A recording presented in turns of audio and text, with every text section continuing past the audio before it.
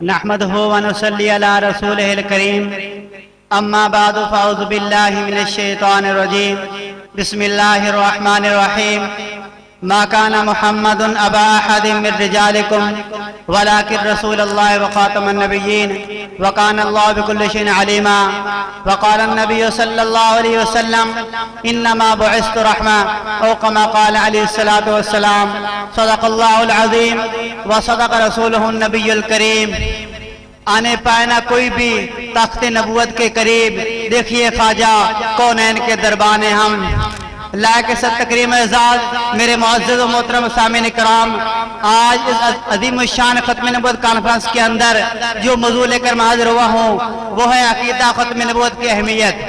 سامعین محترم، جب اللہ رب العزت نے اس کائنات کو وجود بخشا تو اس کائنات کے اندر مختلف مخلوقات بسائیں اور پھر ان مخلوقات میں سے حضرت انسان کو بھی بسایا اور پھر اس انسان کی تعلیم و تربیت کے لیے اللہ تعالیٰ نے انبیاء علیہ السلام کے سلسلے کو شروع فرمایا اور اس سلسلے کی ابتدا اللہ تعالیٰ نے آدم علیہ السلام سے شروع فرمایا اور ہر وقت کے اندر وقت کے تقاضے کے مطابق انبیاء آتے رہے اور اللہ کا پیغام پہنچاتے رہے۔ بالآخر اس سلسلے کا انتہا اللہ تعالیٰ نے ہمارے محبوب کبریا حضرت محمد مصطفیٰ پر فرمائی اور اللہ نے فرمایا ما کان محمد ابا احد من رجالکم ولکن رسول اللہ وخاتم النبیین۔ سامعین محترم، اس عقیدے کی اہمیت کا اندازہ اس بات سے بھی لگایا جا سکتا ہے کہ اللہ تعالیٰ نے اس عقیدے کو بیان کرنے کے لیے تقریباً 100 آیات اتاری ہیں۔ ایک آیت کو لیجئے، ما کان محمد ابا احد من رجالکم ولکن رسول اللہ وخاتم النبیین۔ اس آیت کا پس منظر بیک گراؤنڈ کو یوں ہے کہ عرب کے اندر ایک روایت تھا کہ وہ منہ بولا بیٹے کو حقیقی بیٹا سمجھا کرتے تھے۔ اسی طرح اللہ کے نبی کا ایک منہ بولا بیٹا حضرت زید تھا تو اس کو عرب کے اندر زید بن محمد کہا جاتا تھا۔ حضرت زید کا نکاح ہوا حضرت زینب سے، آپس میں میاں بیوی کی انبن ہو گئی، رشتہ ازدواج قائم نہ رہ سکا تو حضرت زید نے زینب کو طلاق دے دی۔ عدت پوری کرنے کے بعد اللہ کے نبی نے حضرت زینب سے نکاح فرما لیا۔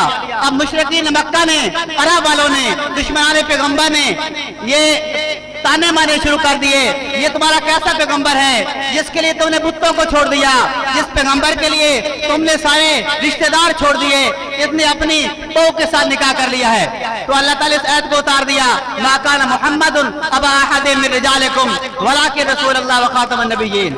سامعین محترم، اس عقیدے کو بیان کرنے کے لیے اللہ کے نبی صلی اللہ علیہ وسلم نے تقریباً 210 احادیث کے اندر اس عقیدے کو بیان کیا ہے۔ ایک حدیث لیجئے، انہ سیکون فی امتی کذابون ثلاثون کلہم یزعم انہ نبی وانا خاتم النبیین لا نبی بعدی۔ اللہ کے نبی نے فرمایا میرے پاس 30 جھوٹے دجال آئیں گے، ان میں ہر ایک یہ دعویٰ کرے گا میں نبی ہوں۔ اللہ کے نبی نے فرمایا میں آخری نبی ہوں، میرے بعد کوئی نبی نہیں آ سکتا۔ اللہ کے نبی کے دور کے اندر 2 بدبخت انسان انہوں نے نبوت کا دعویٰ کر دیا، مسلمہ کذاب اور اسود انسی۔ اسود انسی کو واصل جہنم کرنے کے لیے اللہ کے نبی نے ایک صحابی رسول کو بھیجا حضرت فیروز رضی اللہ عنہ کو، اس کو واصل جہنم کیا گیا۔ اللہ کے نبی نے فرمایا فاضا فیروز تو کامیاب ہو گیا۔ اور مسلمہ کذاب وہ بدبخت انسان تھا جس کے لیے اللہ کے نبی نے لشکر تیار کیا، اللہ کے نبی کے دور کے اندر وہ بچ نکلا۔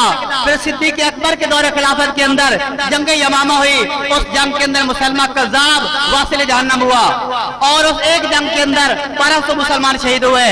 ماقبل دور نبوت کو لیجئے، دور نبوت کے اندر جنگ بدر ہوئی، جنگ احد ہوئی، غزوہ حنین ہوا، دیگر جنگیں ہوئی ہیں، تمام شہداء کو دیکھا جائے تو 259 بنتے ہیں۔